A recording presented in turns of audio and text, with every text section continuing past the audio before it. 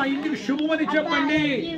ఆ ఇల్లు యోగ్యమైంది, ఆ ఇంట్లో ఉన్న వాళ్ళు యోగ్యమైన. అందుకే కదా పాపలను రక్షణ క్రీస్తు ఈ లోకానికి వచ్చాడు. ఆయన మన పాప స్థితిని గౌరవించి ఆయన సుంకర్లు ఎంతమంది డబ్బులు ఉన్న వాళ్ళ దగ్గర పోలి దేశం వచ్చాడు.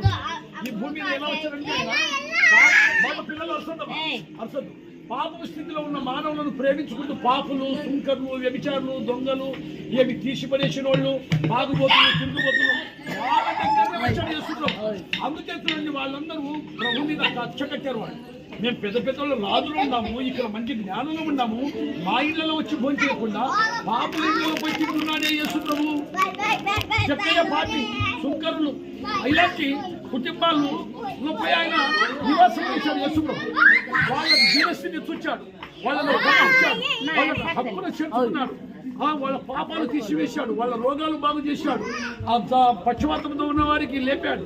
ఇలాగా మరి కుంటి వాళ్ళను కుష్ఠరోగంతో ఉన్న వారిని, చెవిటి వారిని, మరి మూగవారిని, దయ్యాలు పట్టిన వారికి అందరికీ బాగు చేశారు. అందుకే యేసు ప్రభువును ఎమ్మనిచ్చారు ప్రజలు. యేసు ప్రభు శిల్ప పడుతుంటే అయ్యో ప్రభువా, అయ్యో ఎంత మేలు చేసింది నిన్ను ఇదో చంపుతున్నారు అంటే ఆ ప్రభు అంటాడు, ఏమి అమ్మలారా అయ్యలారా ఏడవద్దు, నా నిమిత్తం ఏడవద్దు, నేను చనిపోయినా తిరిగి లేస్తా.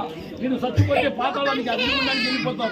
ఈ మట్టి మట్టిలో పోతుంది, దేవుడిచ్చిన ఆత్మ దేవుడు వెళ్ళకుండా మరణాన్ని అగ్నిగుండంలో పడిపోతుంది అని మరి ప్రభు చెప్తాడు. అందుకే ఆయన శిలువ కొట్టుకుంటే కూడా ఆయన బరువైన శిల్ప మోస్తుంటే ఆయన ఒక మాట అంటారు, తండ్రి వీరేమి చేయించున్నారో వీరు ఎరుగరు, వీరిని క్షమించు. అంటే వీరి నేత్రాలు మూయబడ్డాయి, వీళ్ళకు మనోనేత్రాలు దయచేయి తండ్రి అని చెప్పారు. ఆ పాపలను క్షమించు. అందుకే తిమోతి రాసిన మొదటి పత్రిక 1వ అధ్యాయం 15వ వచనంలో పాపులను రక్షించు క్రీస్తు లోకమునకు వచ్చెను. దేవుని వాక్యం. శత్రువులను ప్రేమించు.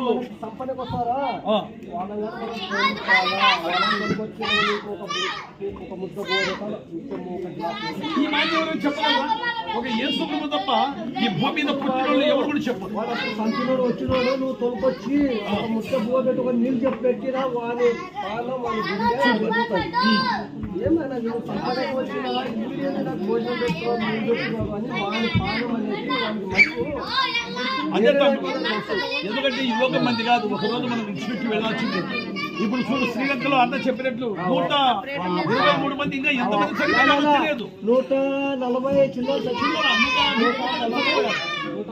ఇళ్ళు కూలిపోయాయి, వరదలు భయంకరమైన వరదలు. ఇలాంటి పరిస్థితుల్లో మానవులు ఉన్నాం. మనం ఈ రోజు సజీవులుగా ఉన్నామంటే ఆయన కృప. ఈ రాత్రి వేళ ఈ సువార్తని ఎందుకు చెప్పాలంటే మీరు రచించి చనిపోయి నరకానికి